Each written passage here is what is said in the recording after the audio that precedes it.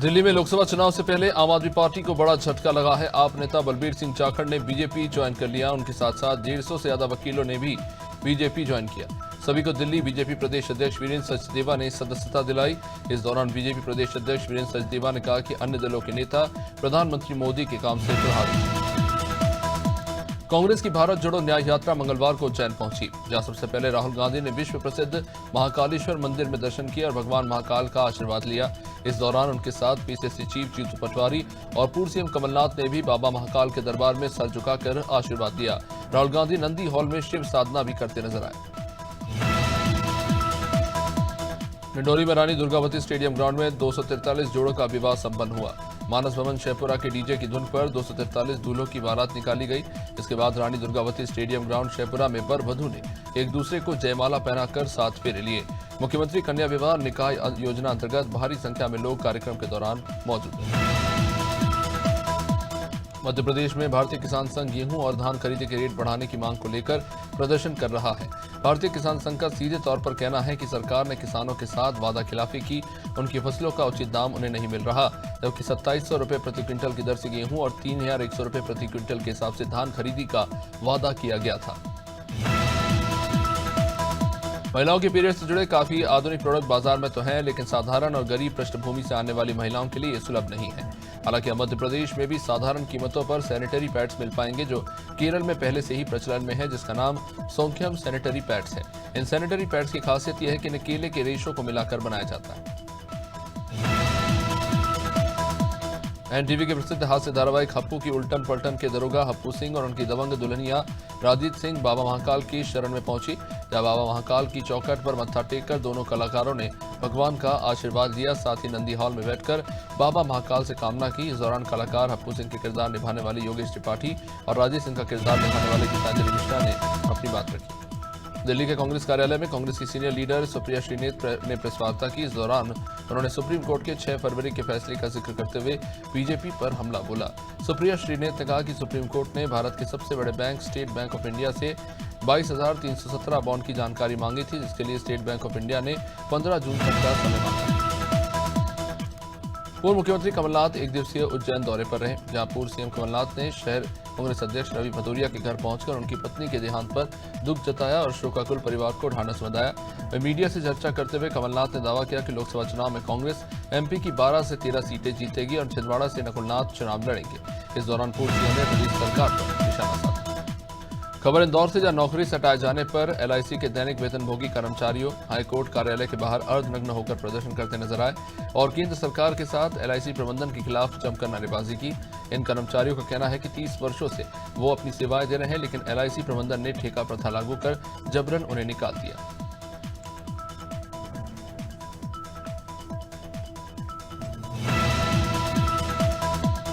दिल्ली के बीजेपी मुख्यालय में पूर्व केंद्रीय मंत्री रविशंकर प्रसाद ने प्रेस वार्ता की। इस दौरान उन्होंने इंडी गठबंधन पर जमकर हमला बोला। उन्होंने कहा कि इंडी गठबंधन भारत को लगातार बदनाम कर रहा है।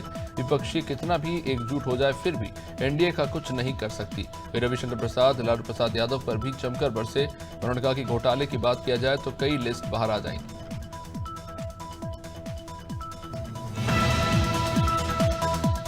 शाजापुर में भारत जोड़ो यात्रा के दौरान बीजेपी कार्यकर्ताओं ने राहुल गांधी को आलू भेंट किए। दरअसल भारत जोड़ो यात्रा शहर के टंकी चौराहे से होते हुए ट्रैफिक पॉइंट पहुंची, जहां भाजपाइयों ने उनके काफिले के सामने मोदी मोदी के नारे लगाने शुरू कर दिए। इसके बाद राहुल गांधी गाड़ी से उतरकर भाजपा कार्यकर्ताओं से मिलने पहुंचे। इसी दौरान युवा मोर्चा के कार्यकर्ताओं ने उन्हें आलू भेंट कर दिए। राहुल ने टुक्कर सभा भी की।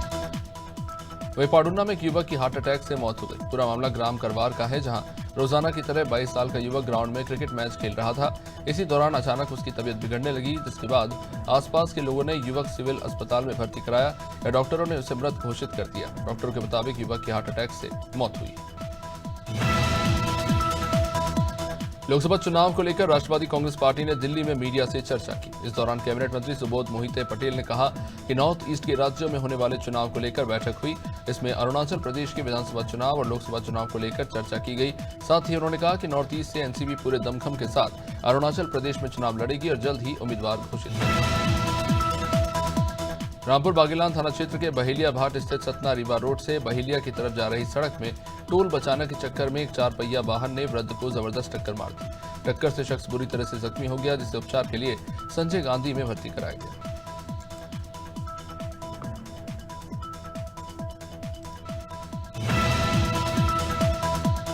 अखिल भारतीय विद्यार्थी परिषद टीकमगढ़ के द्वारा शहर के प्रतिष्ठित पीजी महाविद्यालय में पश्चिम बंगाल के संदेश खली में जघन्य अपराधों के खिलाफ प्रदर्शन किया गया। कार्यकर्ताओं ने ज्ञापन सौंपकर मांग की कि अपराधियों पर अविलंब अंकुश लगाया जाए और न्याय की सुगमता के लिए पीड़ित महिलाओं को निःशुल्क कानूनी सहायता प्रदान की जाए।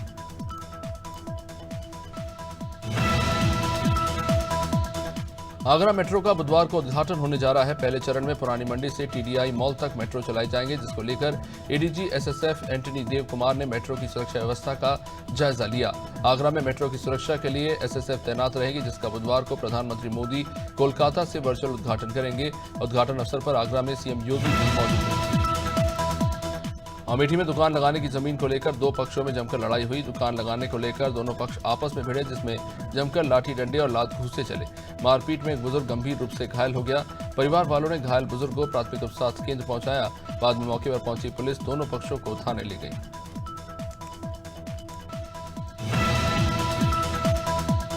एटा में संदिग्ध परिस्थितियों में बिजली ट्रांसफार्मर के खंभे पर 55 वर्षीय अधेड़ का शव लटका पाया गया। ट्रांसफार्मर लट्ठे पर शव लटका देख क्षेत्र में सनसनी फैल गई। शव की पहचान 55 वर्षीय जमुना दास के रूप में हुई। मामला निधौली कला थाना क्षेत्र के गांव नगला बीच का है।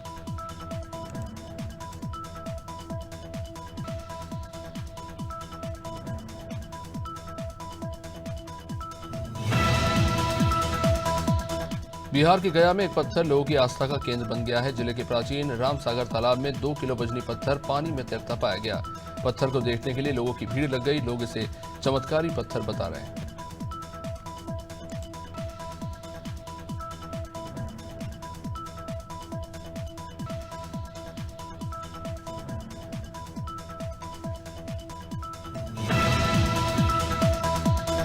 गाजीपुर जिला पंचायत सभागार में जनपद के सभी सदस्यों के साथ बैठक हुई। जिला पंचायत की बैठक में अधिकारियों को लेकर अध्यक्ष सपना सिंह ने निर्देश जारी किए।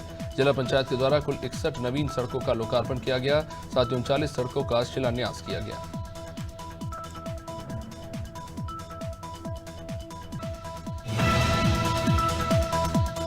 झाबुआ जिले में जनसेवा मित्र द्वारा नियमितीकरण की मांग को लेकर मोर्चा खोल दिया गया और जमकर नारेबाजी कर कलेक्टर कार्यालय में धरना देकर नियमितीकरण की मांग की गई। जनसेवा मित्रों को बिना सूचना दिए हटा दिया गया। मध्य प्रदेश में तकरीबन 9,300 जनसेवा मित्र है, तो वहीं जिले में 180 जनसेवा मित्र जिनको हटाए जाने को लेकर जनसेवक प्रदर्शन कर रहे हैं। कन्नौज में बिजली विभाग की जमीन छूती हाईटेंशन लाइन से हादसा हो गया। ट्रैक्टर सवार मजदूर लाइन की चपेट में आ गया और उसकी मौके पर ही मौत हो गई। ट्रैक्टर चालक सहित 2 लोग गंभीर रूप से घायल हो गए। सदर क्षेत्र के देवकली बागर गांव में यह हादसा हुआ। सूचना पर पहुंची पुलिस ने घायलों को अस्पताल पहुंचाया।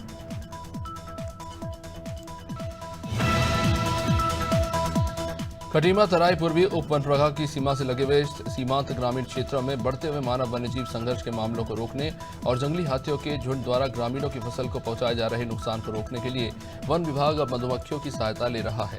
विभाग प्राकृतिक सुरक्षा ढाल के तौर पर वीआई फेंसिंग का उपयोग कर रहा है। मसूरी भट्टा गांव के पास 2 कारों की आपस में हुई टक्कर में एक शख्स बुरी तरह जख्मी हो गया। मसूरी देहरादून मार्ग पर भट्टा गांव के निकट 2 कारों की टक्कर हुई, जिसमें कार चालक गंभीर रूप से घायल हो गए। दुर्घटना होने से सड़क के दोनों ओर वाहनों का लंबा जाम लग गया। घायल शख्स का नाम राहुल बताया जा रहा है।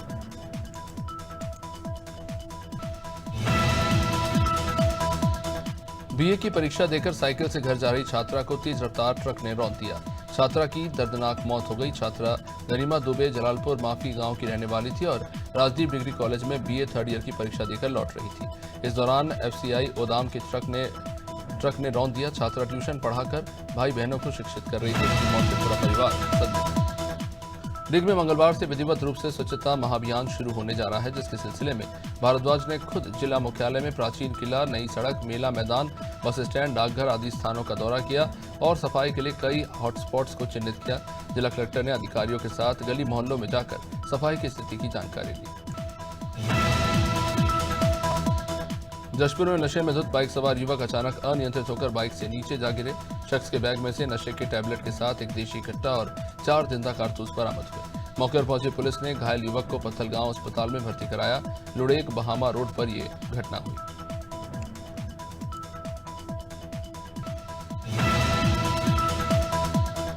भिंड पुलिस अधीक्षक असित यादव के निर्देश में और अतिरिक्त पुलिस अधीक्षक संजीव पाठक, एसडीओपी मेगांव दीपक तोमर के मार्गदर्शन में थाना मेगांव के चर्चित कौहार मंडल केस में घटना के 36 घंटे के अंदर 10-10 हजार के इनामी 2 बदमाशों को गिरफ्तार करने में मेगांव पुलिस को सफलता मिली।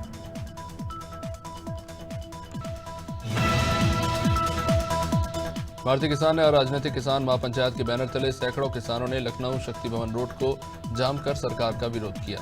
अपनी मांगों को लेकर किसानों ने कहा कि अगर मांग पूरी नहीं होगी तो सड़कों पर भी प्रदर्शन होगा। अपनी कई मांगों को लेकर किसान शक्ति भवन के सामने रोड पर धरने पर बैठ गए। निजी नलकूप, बिजली माफी और किसानों को अलग सहूलियत जैसी मांगों को लेकर सड़कों पर प्रदर्शन किया गया।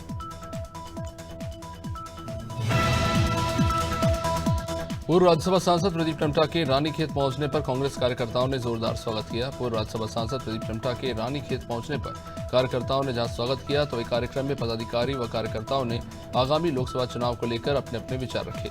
प्रदीप टमटा ने कहा कि पार्टी टिकट चाहे किसी को भी दे, सभी को मिलकर कांग्रेस पार्टी के लिए लड़ना है।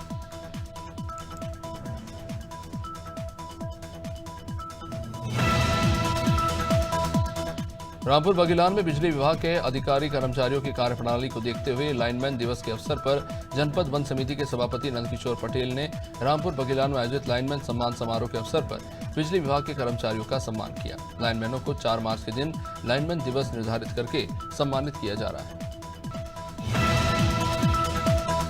सरगुजा जिले में मनरेगा में काम करने के बाद भी मजदूरों को भुगतान नहीं किया जा रहा।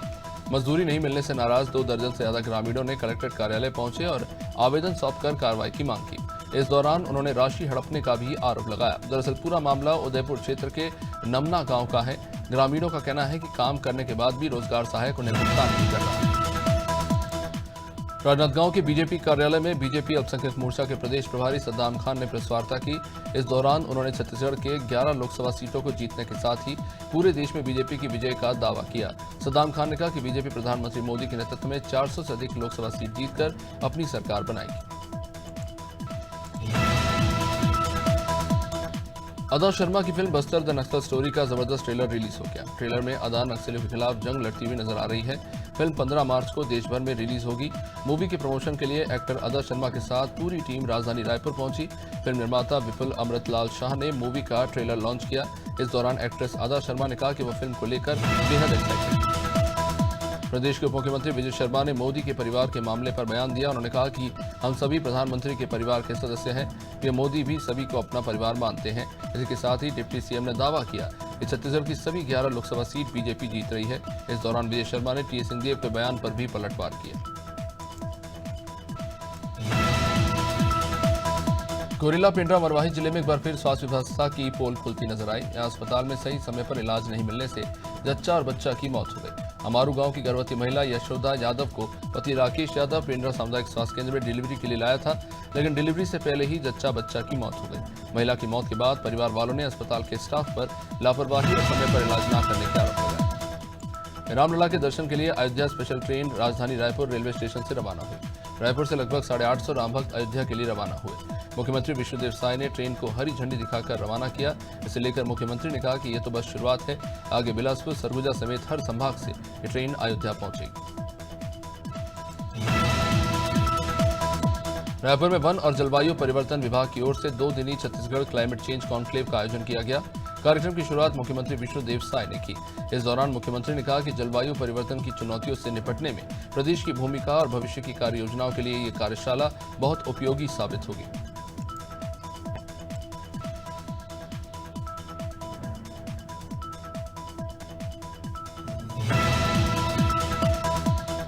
रामलला के दर्शन के लिए Ayodhya special train Bhanupratappur railway station से रवाना हुई। भानुप्रतापपुर से लगभग 663 राम भक्त जय श्री राम के उद्घोष के साथ अयोध्या के लिए रवाना हुए। इस दौरान भक्त काफी उत्साहित नजर आए। सांसद मोहन मंडावी, विधायक आशाराम नेताम और लोकसभा प्रत्याशी भोजराज नाग ने ट्रेन को हरी झंडी दिखाकर रवाना किया। सभी भक्त अयोध्या में रामलला के दर्शन के बाद 8 मार्च को भानुप्रतापपुर लौटेंगे। मसूरी में बीजेपी महिला मोर्चा ने नारी शक्ति बंधन यात्रा निकाली, जिस दौरान बीजेपी कार्यकर्ताओं ने लोगों को केंद्र और राज्य सरकार की योजनाओं के बारे में बताया। इस दौरान बीजेपी कार्यकर्ताओं ने इस बार 400 पार के नारे लगाए और बीजेपी प्रत्याशियों को आगामी लोकसभा चुनाव जिताने का आह्वान किया। मसूरी महिला मोर्चा की अध्यक्षा गीता कुमाई और मंडल अध्यक्ष आशीष रावत ने इसको लेकर बात रखी। मंगलवार को बहुप्रतीक्षित रुड़की वाटर कॉन्क्लेव 2024 का उद्घाटन हुआ, जिसकी पहल आईआईटी रुड़की और रुड़की के नेशनल इंस्टीट्यूट ऑफ हाइड्रोलॉजी ने मिलकर की। इसमें दुनिया भर से सम्मानित प्रतिभागी, विशेषज्ञ और हितधारक जल प्रबंधन और चक्रीय अर्थव्यवस्था के महत्वपूर्ण मुद्दों पर विचार करने के लिए एक साथ आ रहे हैं। उत्तराखंड की धामी सरकार ने बड़ा फैसला किया। सरकार ने दंगा रोधी कानून को मंजूरी दे दी है और अब इस कानून को तोड़ने वालों पर कड़ी सजा का प्रावधान किया गया। दरअसल धामी सरकार ने दंगे के दौरान होने वाले संपूर्ण नुकसान की भरपाई को देश के सबसे कठोर अध्यादेश कानून 2024 को मंजूरी दी। इस कानून के तहत अब निजी और सरकारी संपत्ति को नुकसान पहुंचाने पर दंगाइयों की क्षति की पूरी वसूली की जाएगी। केंद्रीय रक्षा और पर्यटन राज्य मंत्री अजय भट्ट ने उत्तराखंड को बड़ी सौगात दी। मंत्री ने लाल कुआं से अमृतसर साप्ताहिक ट्रेन को हरी झंडी दिखाकर रवाना किया। इस मौके पर उन्होंने प्रधानमंत्री, रेल मंत्री और मुख्यमंत्री को बधाई दी। तो वहीं एडीआरएम राजीव अग्रवाल ने कहा कि स्थानीय जनता की मांग पर साप्ताहिक ट्रेन की शुरुआत की गई है।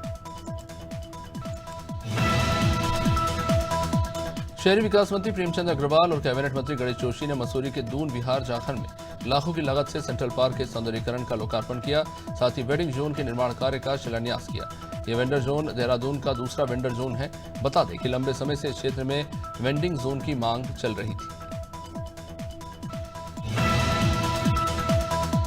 सैनिक कल्याण मंत्री गणेश जोशी ने सैन्यधाम निर्माण स्थल का निरीक्षण किया। ये सैन्यधाम देहरादून स्थित उनियाल गांव में बनाया जा रहा है। करीब 50 बीघा जमीन पर बनने वाले इस सैन्यधाम में प्रदेश भर के 1734 शहीदों की आंगन की मिट्टी और गंगा, यमुना सहित उत्तराखंड के अन्य पवित्र नदियों के जल का उपयोग किया जा रहा है। निरीक्षण करने पहुंचे मंत्री जोशी ने अधिकारियों को तय समय में काम करने के निर्देश दिए। देहरादून में विश्व प्रसिद्ध चारधाम यात्रा की शुरुआत मई से होने जा रही है। यात्रा के लिए सरकार तैयारी कर चुकी है। संभावना जताई जा रही है कि इस बार चारधाम में दर्शन करने वाले यात्रियों की संख्या पिछले साल के यात्रियों के रिकॉर्ड को भी तोड़ देगी। अब चारधाम यात्रा में यात्रियों को यात्रा करने में दिक्कत का सामना न करना पड़े, इसके लिए परिवहन विभाग भी कमर कस चुका है। धौराहार के पांडवकोली और दूनागिरी पहाड़ियों में बर्फबारी से मौसम खुशनुमा हो गया है। बर्फबारी से पहाड़ी इलाकों में ठंड भी बढ़ गई है। पहाड़ियों से आसपास के क्षेत्र मनोरम दिखाई दे रहे हैं। पांडवकोली के प्रमुख हरीश शाह ने बताया कि इन क्षेत्रों में दूसरी बार हिमपात हुआ है और हिमपात से आसपास का दृश्य मनोरम दिख रहा है।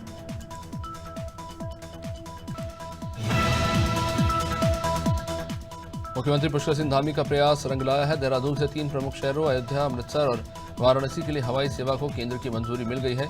तीनों हवाई सेवाओं का 6 मार्च को शुभारंभ होगा। सीएम धामी ने हवाई सेवाओं की मंजूरी के लिए प्रधानमंत्री मोदी और नागरिक उड्डयन मंत्री सिंधिया का आभार जताया।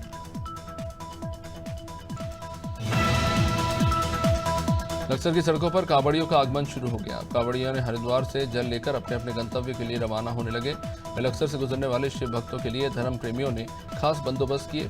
ट्रक यूनियन ने कांवड़ियों के खाने पीने और आराम करने का बंदोबस्त किया। पीडब्ल्यूडी विभाग के गेस्ट हाउस में भी कांवड़ियों के विश्राम और चाय नाश्ते का इंतजाम किया गया।